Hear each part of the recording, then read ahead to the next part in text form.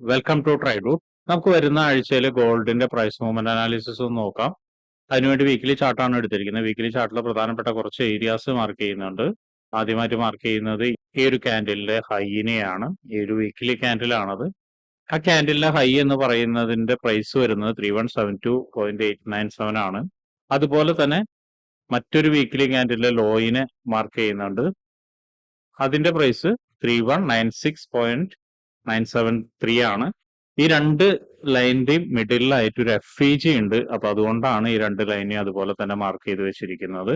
അതുപോലെ തന്നെ താഴോട്ടേക്ക് വരുന്ന സമയത്ത് വളരെ നല്ലൊരു സപ്പോർട്ട് ലെവൽ ഉണ്ട്. ഈ ഒരു ലെവല് നല്ല സപ്പോർട്ട് ലെവലാണ്. ആ സപ്പോർട്ട് ലെവലിന്റെ പ്രൈസ് എന്ന് പറയുന്നത് 3091, അതുപോലെ തന്നെ 2958. ഇത് രണ്ടുമാണ് സപ്പോർട്ട് ലെവലിന്റെ പ്രൈസ് എന്ന് പറയുന്നത്. ഇനി മറ്റൊന്ന് ഉള്ളത് ഒരു വീക്കിലി റെസിസ്റ്റൻസ് ആണ്. വീക്കിലി റെസിസ്റ്റൻസ് ഈ വീക്കിനെയാണ് എടുക്കുന്നത്. അതിന്റെ പ്രൈസ് റേഞ്ച് എന്ന് പറയുന്നത് 3499, അതുപോലെ 3330. ഇത്രയാണ് വീക്കിലിയിലുള്ള പ്രധാനപ്പെട്ട ഏരിയാസ്. ഇനി നമുക്ക് ഡെയിലിയിലേക്ക് പോവാം. വൺ ഡേ ചാർട്ടിലോട്ട് വരുന്ന സമയത്ത് നേരത്തെ മാർക്ക് ചെയ്ത ഏരിയാസ് വലിയ കാര്യമായിട്ട് മാറ്റമൊന്നുമില്ല. പക്ഷെ താഴോട്ടേക്ക് ഇറങ്ങി വരുന്ന സമയത്ത് ഒരു FEG, ഒരു ക്ലിയർ FEG ഇവിടെ ഉണ്ട്. അതിനെ മാർക്ക് ചെയ്തിടുന്നുണ്ട്. അതിന്റെ പ്രൈസ് റേഞ്ച് എന്ന് പറയുന്നത് 3168, അതുപോലെ 3097 ആണ്. അതൊന്ന് നോട്ട് ചെയ്ത് വെക്കുക. ഇനി അതുപോലെ തന്നെ വൺ ഡേ ചാർട്ടിലോട്ട് വരുമ്പോൾ നമ്മൾ നേരത്തെ മാർക്ക് ചെയ്തിരിക്കുന്ന ആ ഒരു ഹൈനെ ഒന്ന് അഡ്ജസ്റ്റ് ചെയ്ത് വെക്കുന്നുണ്ട്. കാരണം നോക്കിയാൽ കാണാം, ഇവിടേക്ക് വരുന്ന സമയത്ത് വളരെ സ്ട്രോങ് ആയിട്ടുള്ള കൺസോൾട്ടേഷൻ നടന്നിട്ടാണ് മാർക്കറ്റ് താഴോട്ടേക്ക് വീണിരിക്കുന്നത്. എന്നിട്ട് കഴിഞ്ഞ ഫ്രൈഡേ ഒരിക്കൽ കൂടി അവിടെ റീടെസ്റ്റ് നടന്നിട്ടുണ്ട്. ആ ഒരു ഏരിയ റെസിസ്റ്റൻസ് ആവാനുള്ള സാധ്യത വളരെ കൂടുതലാണ്. അപ്പൊ അതിനെയും ഒന്ന് മാർക്ക് ചെയ്തിടുന്നുണ്ട്. അതിന്റെ പ്രൈസ് റേഞ്ച് എന്ന് പറയുന്നത് 3390, അതുപോലെ 3269 ആണ്. അതൊന്ന് നോട്ട് ചെയ്ത് വെക്കുക. പിന്നെ വീണ്ടും താഴോട്ടേക്ക് വരുന്ന സമയത്ത് നേരത്തെ വീക്കിലിയിൽ മാർക്ക് ചെയ്ത ഏരിയ ആണ്, അത് അതുപോലെ തന്നെ നിൽക്കുന്നുണ്ട്. അപ്പൊ ഇത്രയാണ് പ്രധാനപ്പെട്ട ഏരിയാസ് വൺ ഡേയിൽ മാർക്ക് ചെയ്യുന്നത്. ഇനി നമുക്ക് 1 അവറിൽ പോയിട്ട് എൻട്രി സാധ്യതകൾ എന്തെങ്കിലും ഉണ്ടോ എന്നുള്ളത് നോക്കാം. 1 അവറിലേക്ക് വരുന്ന സമയത്ത് നോക്കിയാൽ കാണാം, മാർക്കറ്റ് ഒരു വലിയ രീതിയിൽ ഇവിടെ നിന്നൊരു ട്രെൻഡ് നമുക്ക് അപ് ട്രെൻഡ് തന്നിട്ടുണ്ടായിരുന്നു. അതിൽ അപ് ട്രെൻഡ് തന്ന് താഴോട്ടേക്ക് ഒരു റീടെസ്റ്റ് വന്ന് വീണ്ടും മുകളിലോട്ട് കയറിപ്പോയി. ആ ഒരു ട്രെൻഡിനെ, അതായത് ഒരു ലാസ്റ്റ് ക്രിയേറ്റ് ചെയ്ത ലോ എന്ന് പറയുന്നത് ഈ ഒരു ലോയെ ആയിരുന്നു. ആ ലോയിനെ ബ്രേക്ക് ചെയ്ത് താഴോട്ടേക്ക് ഇറങ്ങി നല്ലൊരു സപ്പോർട്ട് എടുത്തിട്ടുണ്ട്. സപ്പോർട്ട് എടുത്തിരിക്കുന്ന ഏരിയ എന്ന് പറയുന്നത് ഈ ഒരു ലെവലാണ്. ഈ ലെവലിന്റെ പ്രത്യേകത നോക്കിയാൽ കാണാം, ഇവിടെ ഒരു സിംഗിൾ ലോയ ആയിരുന്നു. ആ സിംഗിൾ ലോയിലേക്ക് ഒരിക്കൽ ഇവിടെ റീടെസ്റ്റ് വന്നിട്ടുണ്ടായിരുന്നു.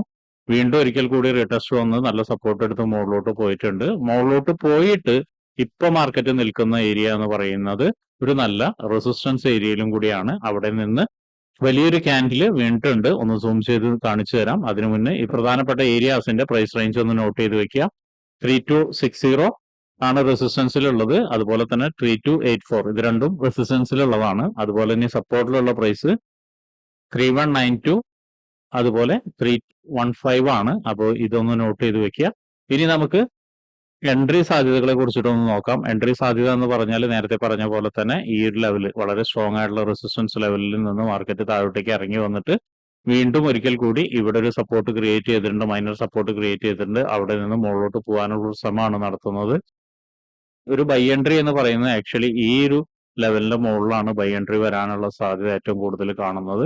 അങ്ങനെ വന്നു കഴിഞ്ഞാൽ ഏറെക്കുറെ മാർക്കറ്റ് എത്താനുള്ള ഒരു സാധ്യത പറയുന്ന ഏരിയ എന്ന് പറയുന്നത് ഇതാണ്. ബൈ എൻട്രിയിലേക്ക് മാർക്കറ്റ് എത്താനുള്ള സാധ്യത എന്ന് പറയുന്നത് ഈ ലെവലാണ്. ആ ലെവൽ ഒന്ന് നോട്ട് ചെയ്ത് വെക്കുക. അതിന്റെ പ്രൈസ് റേഞ്ച് എന്ന് പറയുന്നത് 3349, അതുപോലെ 3391 ആണ്. ഇതൊരു പ്രൈസ് റേഞ്ച്. അപ്പൊ ഈ പ്രൈസ് റേഞ്ചിന്റെ ഉള്ളിലേക്ക് വന്നു കഴിഞ്ഞാൽ ഒരുപക്ഷെ മാർക്കറ്റ് വീണ്ടും ഒന്ന് താഴോട്ടേക്ക് ഇറങ്ങാം.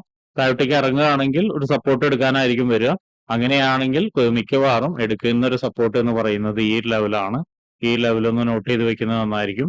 ഈ ലെവലിലേക്ക് വന്നു കഴിഞ്ഞാൽ, അതായത് ബ്രേക്ക് ചെയ്ത് ഇവിടെ നിന്ന് ബ്രേക്ക് ചെയ്ത് ഈ ലെവലും ബ്രേക്ക് ചെയ്ത് കഴിഞ്ഞ് വീണ്ടും ഒരിക്കൽ കൂടി താഴോട്ടേക്ക് ഇറങ്ങാനുള്ള ഒരു സാധ്യത കാണുന്നുണ്ട്. അങ്ങനെയാണെങ്കിൽ ഇവിടുന്ന് സപ്പോർട്ട് എടുത്ത് വീണ്ടും മാർക്കറ്റ് അപ് ട്രെൻഡിലേക്ക് തന്നെ കണ്ടിന്യൂ ചെയ്യാം. ആ ഒരു കണ്ടിന്യൂവേഷൻ എന്ന് പറയുന്നത് ഓൾ ടൈം ഹൈ വരെ എത്താനുള്ള സാധ്യത വളരെ കൂടുതലാണ്. ഓൾ ടൈം ഹൈ എന്ന് പറയുന്നത് ഈ ലെവലാണ്. അതായത് 3500 ആണ് ഓൾ ടൈം ഹൈ. അവിടെ വരെ എത്താനുള്ള ഒരു സാധ്യത കാണുന്നുണ്ട്. ഇനി അടുത്തൊരു സാധ്യത എന്ന് പറയുന്നത് ഇപ്പൊ നിൽക്കുന്ന റേഞ്ച്, കറന്റ് നിൽക്കുന്ന റേഞ്ച് എന്ന് വെച്ചാൽ ഈ 2 ഏരിയയുടെ ഉള്ളിലാണ് മാർക്കറ്റ് നിൽക്കുന്നത്. ആ ഒരു റേഞ്ച് താഴോട്ടേക്ക് ബ്രേക്ക് ചെയ്ത് ഒരുപക്ഷെ ഇവിടെ നിന്ന് നല്ലൊരു ഷാർപ്പായിട്ടൊരു മൂവ്മെന്റ് മുകളിലോട്ട് വന്നു കഴിഞ്ഞാൽ വീണ്ടും ഒരിക്കൽ കൂടി ഇവിടെ നിന്ന് വീണ്ടും റീടെസ്റ്റ് എടുക്കാം. റീടെസ്റ്റിൽ നമുക്ക് ബൈ എൻട്രി എടുക്കാം. അതിന്റെ ഫസ്റ്റ് ടാർഗറ്റ് ഇവിടെ വരും. ഈ ഒരു ലെവൽ ബ്രേക്ക് ചെയ്ത സെക്കൻഡ് ടാർഗറ്റ് ഇതിൽ വരും. ഈ ഒരു ലെവൽ ബ്രേക്ക് ചെയ്ത തേർഡ് ടാർഗറ്റ് ഇവിടെ വരും. ശ്രദ്ധിക്കേണ്ട കാര്യം, ഈ ലെവലിലൊക്കെ മാർക്കറ്റ് റിവേഴ്സൽ തരാനും സാധ്യതയുണ്ട്. അപ്പൊ അതും ശ്രദ്ധിക്കണം. അതുകൊണ്ടാണ് ബ്രേക്ക് ചെയ്താൽ എന്ന് പറയുന്നത്. ഇനി അടുത്തൊരു സാധ്യത എന്ന് പറയുന്നത് ഈ ലെവലും കഴിഞ്ഞ് ഈ ഒരു FEG കഴിഞ്ഞ് വീണ്ടും താഴോട്ടേക്ക് മാർക്കറ്റ് ഇറങ്ങാനുള്ള ഒരു സാധ്യത ഉണ്ട്. അങ്ങനെയാണെങ്കിൽ നല്ല ക്ലിയർ ആയിട്ടുള്ള സപ്പോർട്ട് ഏരിയ നമുക്ക് പിന്നീട് വരുന്നത്, നല്ലൊരു സപ്പോർട്ട് ഏരിയ വരുന്നത് ഈ ഒരു ലെവലാണ്. ഈ ലെവലൊന്ന് നോട്ട് ചെയ്ത് വെക്കാം.